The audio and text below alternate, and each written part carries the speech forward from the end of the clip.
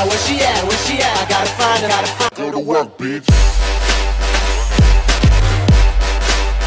На третото място за март връчваме Оскар за превод в ефир. Нека чуем какво ни каза Мелиса Маккарти в превод на тежката артилерия, голямата гаубица на превода, Светлана Комогорова, Комата. Господи, не мога да повярвам. Оглеждам се, майка ми, татко ми, баща ми, мъжа ми с мен и аз слушам всички тези хора и си казвам, Боже, Господи, ама аз отивам на Оскурите. Колко са Оскурите ли? Но да чуем какво ще ни изпее Комата и за семейството на Джесика Чъстейн. Аз доведох баба си, не знам къде е точно, но доведох баба си тук. Къде ли е седнала баба и... До татко и... Ти получи толкова много награди, много ти говориш и за теб. Време е за един алкохолен обзор на годината. Най-пияният печели. Готови? Старт!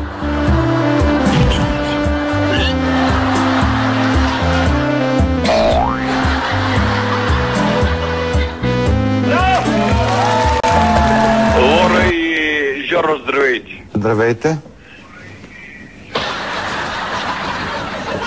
Одобрявам ли мерките към шофьорите? Много добре ги одобрявам. Обаче към катъчите как да ги одобря? Шофьорите са много и вие сте шофьори и знаете как. Аз 40 години съм професионален шофьор. Взеха ми книжката преди 2 години. Няма проблеми. Те си плащат за тази геология. За какво ви взеха книжката? За какво? Неправилна употреба на алкохол. Неправилна употреба на алкохол. Така е, като пиете с превишена скорост. Вие сега пил ли сте? В момента. В момента пил ли сте? Глупости, как в момента? Моля? Точно да за момента говорим. Не. Добре. Казвате, одобрявате мерките, но искате мерки и за катаджиите. Какъв тип мерки? Трябва такива катачи, като такива разни деца крият зад храсти, деца имат безопасност за моето движение да не се блъснат. В момента пил ли сте? Глупости, как в момента? Като бил хванат тази сутрин пиян на работното си място. Пред камерата ни Райков се държа грубо и отрече да е пил. Не е вярно. Не е вярно. Прав си, браточка! Ма не ги слушай тия, бе! Правилно ли е да си ходи на работното място, употребил алкохол? Ма как ще ходя, бе? Моля ви се. Кажи им го, ми так. Освети канцеларите. От тези досадници човек не може едно да изпие на спокойствие, бе. Ма как ще ходя, бе? Моля ви се. Не как? Не ще ходиш на зигзаг? Кметът Децата на море. Така! Яхтите са фре. Както Венера излиза от морските вълни, тъй и ямболския секс символ изпълзява от басейна да зарадва фенове и фенки. Хем с новината за новата си песен, хем с секси тело. Веда да ви кажа, че тук е част от нещата, които се отворявам за всички вас. И сте ми драги, и сте ми зрители. С парчето, новия хит, знае, че стартира заличителя. Да, ще ги заличим.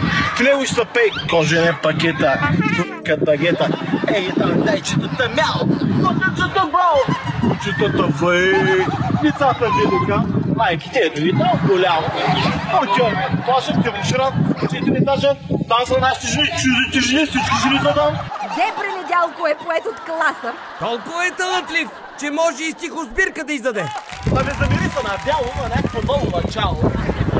Не знам как е, ама тук е така е. Не забравяйте, той знае как да ви смае. Така е. Недялко това е. Който ще да го ругае. Кожене пакета, катагета. Там дайчетата мяу, кучетата браво, кучетата вей. Какво ли още ни чака? Недялко знае как да ни смае. То спък! Браве! Влезе ли? Не.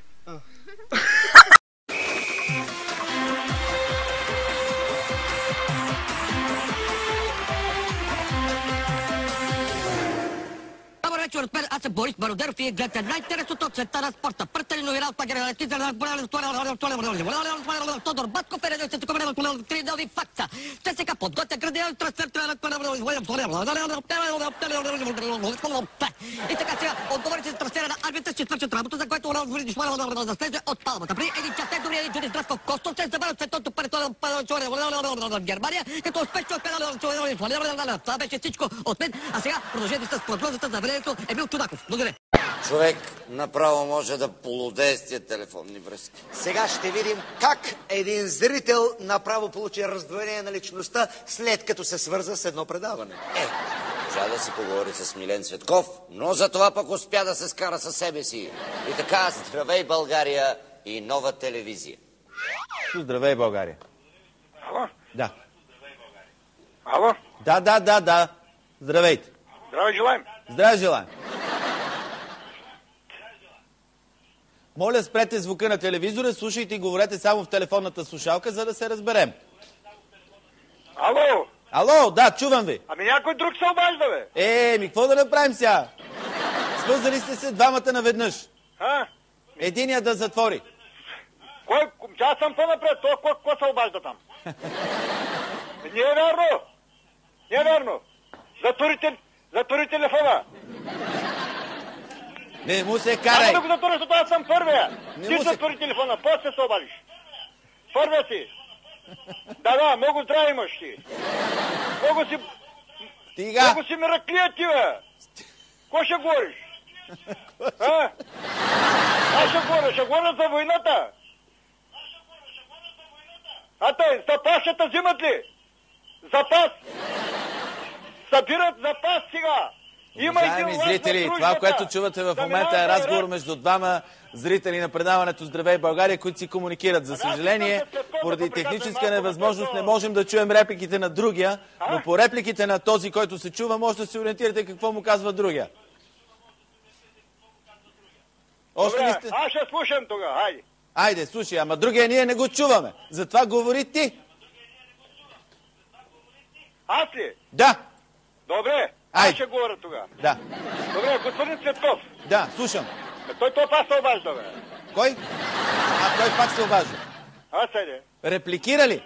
Пак се обажда, бе, господин Цветков. Ма какво казва? Какво казва? Ай го, той пак вика, аз викам, той ми вика на мен Цветков да говоря, пък той пак се обажда. Случват се и такива работи. Аз седе. Айде сега слушам ви вас. Аз си ще говоря? Да. Добре. Айде. 11, една крачка.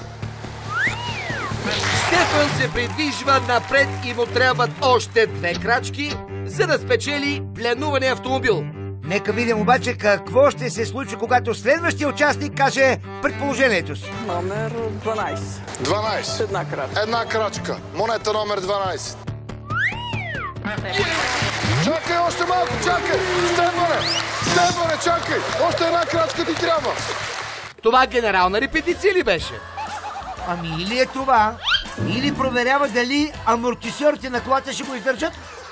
Леко да не изкривиш багажника! Останаха още 6 монети. Ей, сега ще видим дали в крайна сметка ще спечели той. Номер 9, 2 крачки. Ами не успя, но пък жената и тя се зарадва подобаващо. Зуек, според мен трябва да направят игра, която който се зарадва най-хубаво, той печели колата. Кай, Васко, а когато живота ти предлага милиони, гледай да не направиш лимони от тях. Ко?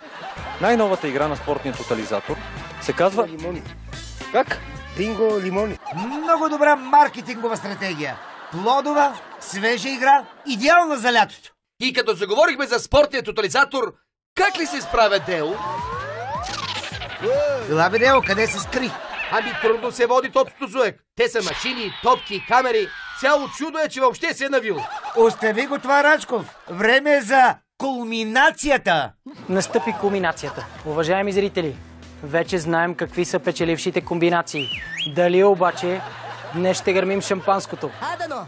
Нека видим има ли спечелили в днешния тираж. Той е Део, бе. Мисълта му тече като на робот. Настъпи кулминацията. Вече знаем какви са печелившите комбинации.